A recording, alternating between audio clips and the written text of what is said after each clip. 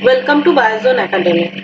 आज हम लोग स्टार्ट करेंगे अबाउट बैक्टीरियल प्लाज्मा मेम्ब्रेन के। लास्ट वीडियो लेक्चर में हम लोग देखे थे about the glycocalyx as well as cell wall के बारे में।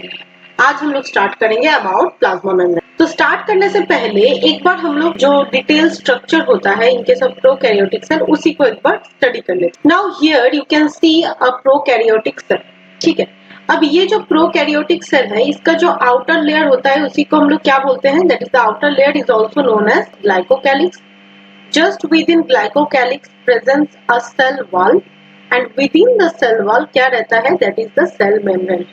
आप लोगों को पता है कि ये तीन लेयर को एक साथ हम लोग क्या बोलते हैं, दैट इज एनवेलप। ये बैक्टीरियल एनवेलप होता है। ठीक है, लास्ट क्लास में ग्लाइकोकैलिक्स सेल वॉल के बारे में हम लोग रीड कर चुके हैं। अब आप लोग क्लियरली यहाँ पे देख पा रहे हैं कि ये वाला पोर्शन क्या है, ये वाला पोर्शन है बेसिकली द साइटोप्लाज्म। ये है साइटोप्लाज्म। अब साइटोप्लाज्म को कौन इनक्लोज करके रखा है, that is the cell membrane. एक चीज नेक्स्ट क्या है कि सेल मेम्ब्रेन कभी किसी जगह में क्या होता है, ऐसा इनवेजिनेट कर जाता है, और ये जो इनवेजिनेटिंग स्ट्रक्चर है इसी को हम लोग क्या बोलते हैं, दैट इज मीजोसोम।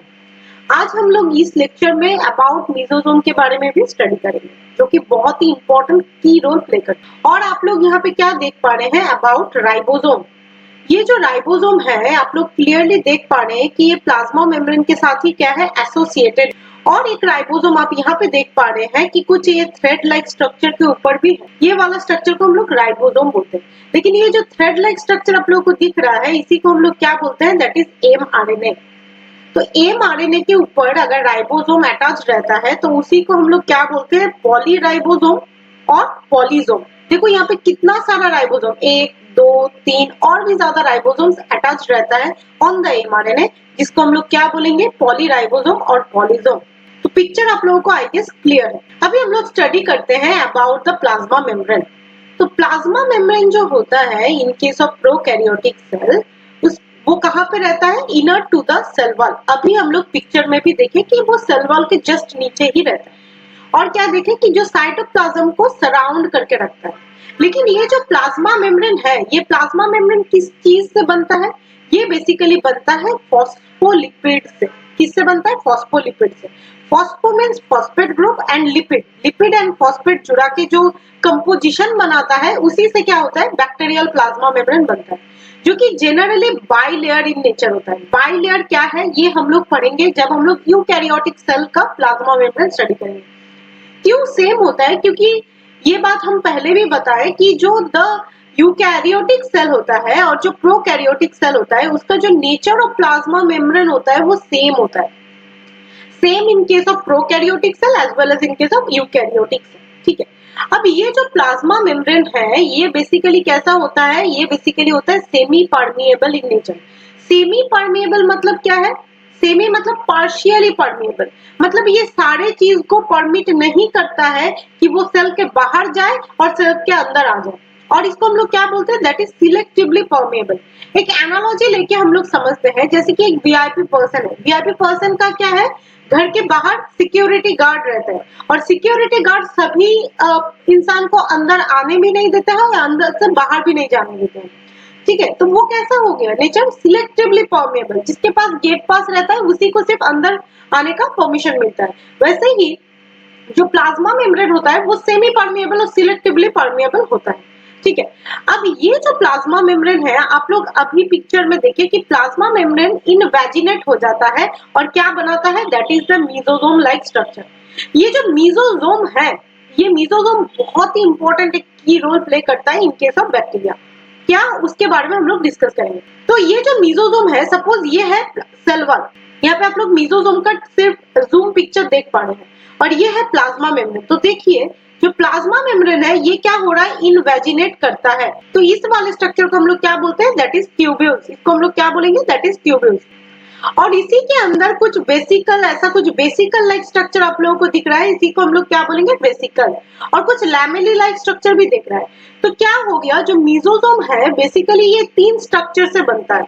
क्या क्या स्ट्रक्चर है, एक तो हो गया वेसिकल्स, एक हो गया ट्यूब्यूल्स और एक हो गया लैमेला। ठीक है, तो प्लाज्मा मेम्ब्रेन इनवेजिनेट हो जाता है एंड फॉर्म करता है मीजोसोम। अब मीजोसोम का क्या फंक्शन है, क्या काम करता है, इसी के बारे में हम लोग स्टडी करेंगे, लेकिन उससे पहले एक बार एनसीईआरटी रीड करेंगे। Now according to the NCERT क्या बोला गया है कि the plasma membrane is selectively permeable. हम लोग देखें कि प्लाज्मा मेम्ब्रेन सभी चीज को अंदर आने भी नहीं देता है और अंदर से बाहर भी नहीं जाने देता है, ये सिलेक्टिवली परमिएबल इन नेचर होता है and interacts with the outside world. यही आउटसाइड वर्ल्ड के साथ क्या करता है, इंटरैक्ट करता है। नेक्स्ट क्या है कि the membrane is similar structurally to the eukaryotic cell. Exactly ये हम डिस्कस भी किए हैं कि जो यूकैरियोटिक सेल का प्लाज्मा मेम्ब्रेन का नेचर है और प्रोकैरियोटिक सेल का प्लाज्मा मेम्ब्रेन का नेचर सेम है। दोनों ही प्लाज्मा मेम्ब्रेन बाइलेयर का है और ये क्या होता है, बनता है फॉस्फोलिपिड से। ठीक है, अब क्या बोला गया है कि यह स्पेशल मेम्ब्रेनस स्ट्रक्चर जिसको हम लोग क्या बोलते हैं, that is mesosome which is formed by the extension of the plasma membrane into the cell. ये भी हम लोग देखे हैं कि साइटोप्लाज्म के साइड में क्या होता है, प्लाज्मा मेम्ब्रेन इनवेजिनेट करता है और क्या बनाता है मीजोसोम। ठीक है, ये जो extensions are formed with vesicles, tubules and lamellae, इसके बारे में भी हम लोग डिस्कस किए हैं। अब क्या काम है, मीजोसोम क्या इंपॉर्टेंट रोल प्ले करता है, उसी के बारे में हम लोग डिस्कस करेंगे। तो मीजोसोम जो स्ट्रक्चर है उसके पास कुछ इंपॉर्टेंट फंक्शन, लेकिन एक बात पहले हम बता दें कि जैसे कि we are the eukaryotic organism, तो हम लोग के पास स्पेशल एक स्ट्रक्चर होता है, ऑर्गेनेली होता है, जिसको हम लोग क्या बोलते हैं, mitochondria, power house of the cell. तो माइटोकॉन्ड्रिया क्या बना सकता है एटीपी, जो एनर्जी प्रोडक्शन करता है, जिससे हम लोग जितना भी यूजफुल काम है वो काम कर सकते हैं। तो बैक्टीरिया भी एक ऑर्गेनिज्म है, बैक्टीरिया को भी अपना जो इंपॉर्टेंट काम है, जो उसको बचाने के लिए जो इमरजेंसी काम है, वो काम करवाने के लिए क्या चाहिए, दैट इज एटीपी चाहिए। तो बैक्टीरिया का एटीपी कहाँ पे बनेगा, क्योंकि बैक्टीरिया के पास कोई भी मेम्ब्रेन बाउंड ऑर्गेनेली नहीं होता है, तो बैक्टीरिया को भी क्या चाहिए, बैक्टीरिया को भी चाहिए एटीपी, और ये एटीपी वो कहाँ पे बनाएगा, वही है मीजोसोम का काम। तो मीजोसोम बेसिकली क्या करता है, ऑक्सीडेटिव फॉस्फोराइलेशन करता है। ऑक्सीडेटिव मतलब ऑक्सीडेशन हो रहा है, फॉस्फोराइलेशन मतलब एटीपी बन रहा है, मतलब फॉस्फेट ग्रुप का एडिशन हो रहा है। तो ये एटीपी बनाने में हेल्प करता है बेसिकली। तो ये एटीपी से क्या होता है, रेस्पिरेशन, जहां पे ब्रेकिंग डाउन ऑफ ग्लूकोज होता है, इसके पास माइटोकॉन्ड्रिया नहीं है, इसीलिए एटीपी बनाने में भी हेल्प कर रहा है। और क्या करता है कि डीएनए रेप्लिकेशन में भी हेल्प करता है। डीएनए रेप्लिकेशन क्या होता है कि उसका जो जेनेटिक मटेरियल है उसका कॉपी बनाने में भी हेल्प कौन करता है, दैट इज मीजोसोम। और क्या काम करता है, सेल वॉल फॉर्मेशन में हेल्प करता है। कैसे करता है वो हम लोग फर्दर डिस्कस करेंगे। नेक्स्ट क्या है, इन द सिक्रीशन प्रोसेस में हेल्प करता है। ये कैसे करता है, इसको समझने से पहले एक और बार हम लोग डायग्राम को देखेंगे। यहाँ पे आप लोग देख सकते हैं कि ये वाला साइटोसोल है। तो आप लोगों को पता है कि साइटोसोल में जितना भी इंपॉर्टेंट फंक्शन है, केमिकल रिएक्शंस है, सब कुछ होता है। तो साइटोसोल जो जो केमिकल रिएक्शन से जो जो प्रोडक्ट बनाता है वो किसके थ्रू बाहर भेजेगा, that is the plasma membrane. तो मीजोसोम एक पोर्शन है प्लाज्मा मेम्ब्रेन का ही। तो जाहिर सी बात है जो जो और केमिकल सब्सटेंस और जो substance with in the cytosol बन रहा है वो मीजोसोम के थ्रू ही बाहर जा सकता है।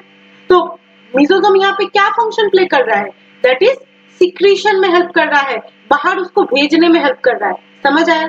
नेक्स्ट क्या है, increase the surface area and stores the enzyme. Exactly, फिर से हम लोग डायग्राम देखते हैं कि यहाँ पे प्लाज्मा मेम्ब्रेन अगर डायरेक्टली कनेक्टेड रहता तो वो उतना उसका सरफेस एरिया नहीं रहता, लेकिन ये जितना अंदर की तरफ क्या हुआ, इनवेजिनेट किया, तो देखो यहाँ पे पोर्शन कितना ज्यादा हो गया। तो मतलब ये क्या कर रहा है, अपना जो सरफेस एरिया है इसको इंक्रीज कर रहा है। सरफेस एरिया इंक्रीज करेगा तो उसमें एंजाइम भी स्टोर रह सकता है। तो बेसिकली ये सरफेस एरिया को इंक्रीज भी करता है और एंजाइम को स्टोर भी करने में हेल्प करता है। तो आई होप आपको मीजोसोम का फंक्शन है वो समझ में आया होगा।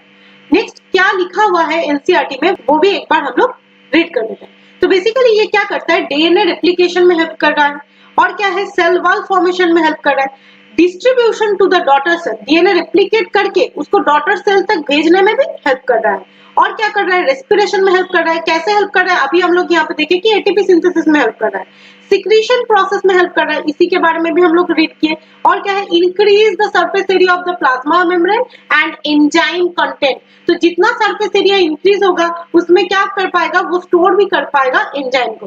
ठीक है, लेकिन क्या होता है, कुछ कुछ प्रोकैरियोटिक ऑर्गेनिज्म जैसे वो क्या करता है, फोटोसिंथेसिस करने के लिए कैपेबल होता है। अब आपको पता है कि फोटोसिंथेसिस अगर किसी ऑर्गेनिज्म को प्ले करना है तो उसके पास पिगमेंट मॉलिक्यूल रहना जरूरी है। अब pigment molecule in case of eukaryotic plant cell आप लोगों को पता है क्लोरोप्लास्ट के अंदर रहता है। लेकिन जैसे कि ये बैक्टीरिया है, ये प्रोकैरियोटिक ऑर्गेनिज्म है, तो इसके पास कोई भी क्लोरोप्लास्ट नहीं रहता है। तो ये कहाँ पे पिगमेंट को स्टोर करता है, अगेन प्लाज्मा मेम्ब्रेन क्या हो जाता है, अंदर के साइड में इनवेजिनेट करता है। और इनवेजिनेट कंडीशन में आप लोग देख पा रहे हैं यहाँ पे ग्रीन ग्रीन डॉटेड स्ट्रक्चर, ये बेसिकली पिगमेंट मॉलिक्यूल होता है जो प्लाज्मा मेम्ब्रेन के ऊपर ही क्या होता है और अटैच रहता है, जिससे एक प्रोकैरियोटिक ऑर्गेनिज्म क्या कर सकता है, फोटोसिंथेसिस कर सकता है। तो बेसिकली ये वाला स्ट्रक्चर को हम लोग क्या बोलते हैं, दैट इज क्रोमाटोफोर। क्रोमाटोफोर मतलब क्या हो गया कि पिगमेंट मॉलिक्यूल, ठीक है। तो ये क्या होता है कि infolding of the plasma membrane, exactly plasma membrane infold किया और क्या बना दिया, क्रोमाटोफोर। ये कंटेन करता है क्या है, पिगमेंट को कंटेन करता है, लाइक बैक्टीरियो क्लोरोफिल। एक्चुअली ये जो क्लोरोफिल है वो बैक्टीरिया के पास रहता है, इसीलिए इसको हम लोग बैक्टीरियो क्लोरोफिल भी बोलते हैं। और क्या रहता है, दैट इज कैरोटीनॉइड और एक पिगमेंट मॉलिक्यूल जो कुल मिला के क्या परफॉर्म करता है, दैट इज फोटोसिंथेसिस। ये बात आप लोगों को समझ में आया कि क्रोमाटोफोर क्या होता है, कहाँ पे प्रेजेंट रहता है। एग्जांपल जैसे कि साइनोबैक्टीरिया, तो यहाँ पे लिखा हुआ है कि इन सम prokaryotes like the cyanobacteria there are other membranous extension to into the cytoplasm called the chromatophore contains the pigment molecule। मतलब देखो यहाँ पे एक बात बोला गया है कि other membranous extension, मतलब ऐसा नहीं है कि जो बैक्टीरिया फोटोसिंथेसिस परफॉर्म कर पाएगा उसके पास मीजोजोम नहीं रहेगा, तो मीजोजोम भी रहेगा एज वेल एज क्रोमाटोफोर भी रहेगा। तो आई गेस आप लोगों को मीजोजोम एंड क्रोमाटोफोर क्लियर हो। सो नेक्स्ट अभी हम लोग स्टडी करेंगे about the outer side of a bacterial cell, क्या क्या रहता है उसी के बारे में। जैसे कि आप यहाँ पे देख पा रहे हैं फ्लैजेलम। फ्लैजेलम क्या है, एक एक्सटेंडेड पार्ट है, ठीक है। और भी यहाँ पे कुछ थ्रेड लाइक स्ट्रक्चर आप लोगों को दिख रहा है जिसको हम लोग क्या बोलते हैं, पाइलस, ये भी प्रेजेंट रहता है। और भी कुछ रहता है दैट इज फिम्ब्रे। तो अभी हम लोग स्टडी करेंगे about the flagellum, pilus and fimbriae. अब जो चीज है दैट इज बैक्टीरिया को हम लोग दो टाइप में क्लासिफाई कर सकते हैं। कुछ बैक्टीरिया क्या होता है, मोटाइल इन नेचर होता है। मोटाइल मतलब they can show the movement. और कुछ बैक्टीरिया ऐसा होता है कि जो कोई भी मूवमेंट नहीं शो करता है, can not show the movement. तो जो बैक्टीरिया मूव शो कर पाएगा, मूवमेंट शो कर पाएगा, उसके पास ऐसा कुछ स्ट्रक्चर होना चाहिए जिससे वो मूव कर पाए। तो उसके पास क्या रहता है, that is flagella, presence of flagella. Flagella रहता है इसीलिए वो बैक्टीरिया मूव कर सकता है। लेकिन कुछ एक बैक्टीरिया ऐसा भी है जिसके पास क्या नहीं है, जिसके पास फ्लैजेला रहता नहीं है।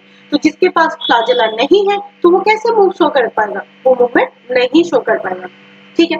अब इसी के बारे में अबाउट फ्लैजेला हम लोग कुछ कुछ चीज रीड कर लेते हैं। जैसे कि आप लोग अभी देखिए कि फ्लैजेला को अगर अंडर द माइक्रोस्कोप हम लोग देखेंगे तो ये पतला सा हेयर लाइक स्ट्रक्चर आप लोगों को दिख रहा था, ठीक है। लेकिन अगर यही फ्लैजेला को हम लोग और भी ज्यादा जूम करके पावरफुल माइक्रोस्कोप के साथ देखें तो ये कुछ ऐसा स्ट्रक्चर इसका आप देख पाएंगे, कुछ ऐसा कॉम्प्लेक्स स्ट्रक्चर उसके पास होता है। तो फ्लैजेला बेसिकली क्या होता है, माइक्रोस्कोपिक होता है। ऑब्वियसली जो ऑर्गेनिज्म ही माइक्रोस्कोपिक है, ये बैक्टीरिया तो माइक्रोस्कोपिक ही है, तो उसके पास जो फ्लैजेला रहेगा वो भी माइक्रोस्कोपिक होगा, जाहिर सी बात है। नेक्स्ट क्या है, hair like structure. Exactly under the microscope आपको ये जस्ट एक हेयर लाइक स्ट्रक्चर आपको दिखेगा। फ्लैजेला हो जाता है प्लूरल फॉर्म, ठीक है। इसका जो सिंगुलर फॉर्म होता है वो होता है फ्लैजेलम। फ्लैजेलम का मतलब होता है विप, ठीक है। अब ये जो फ्लैजेला है, फ्लैजेला किस चीज से बनता है, flagella made up with flagellin protein. किससे बनता है, दैट इज फ्लैजेलिन प्रोटीन से।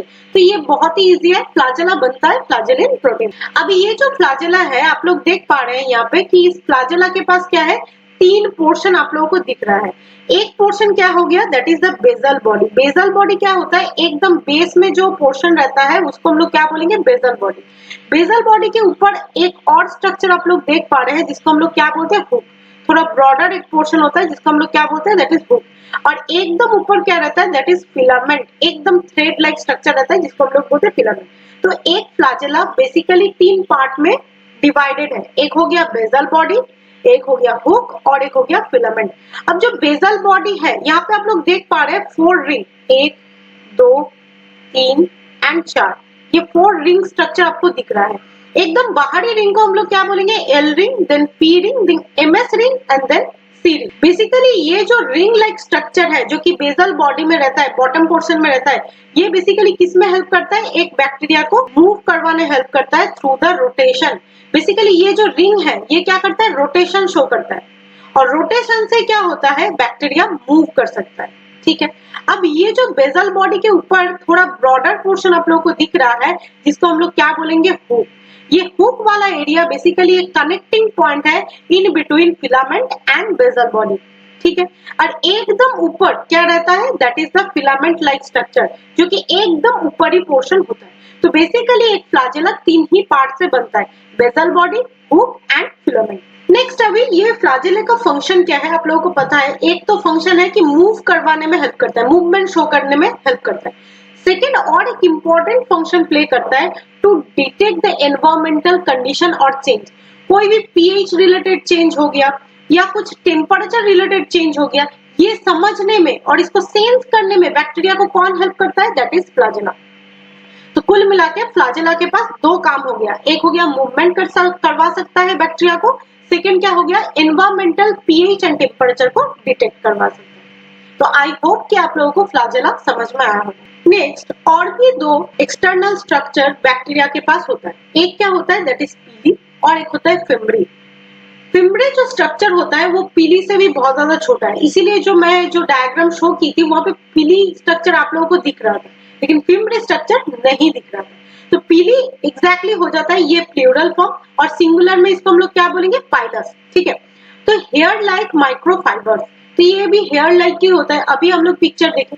और fimbriae on the other hand क्या हो जाता है, that is bristle like structure. Bristle like structure मतलब टूथब्रश के ऊपर जैसा ब्रश रहता है, उसी को हम लोग क्या बोलते हैं, ब्रिसल लाइक स्ट्रक्चर फिम्ब्री के पास होता है।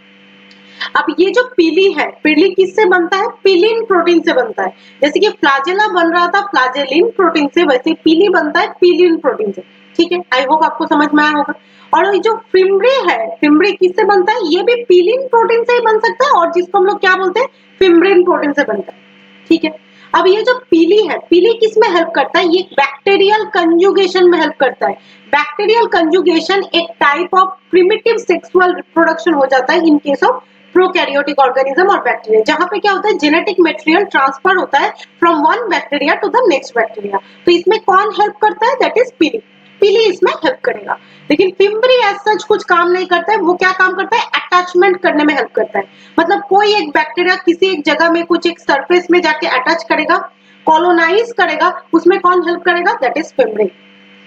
पीली का नंबर जनरली कम होता है रेदर देन की फिम्ब्री।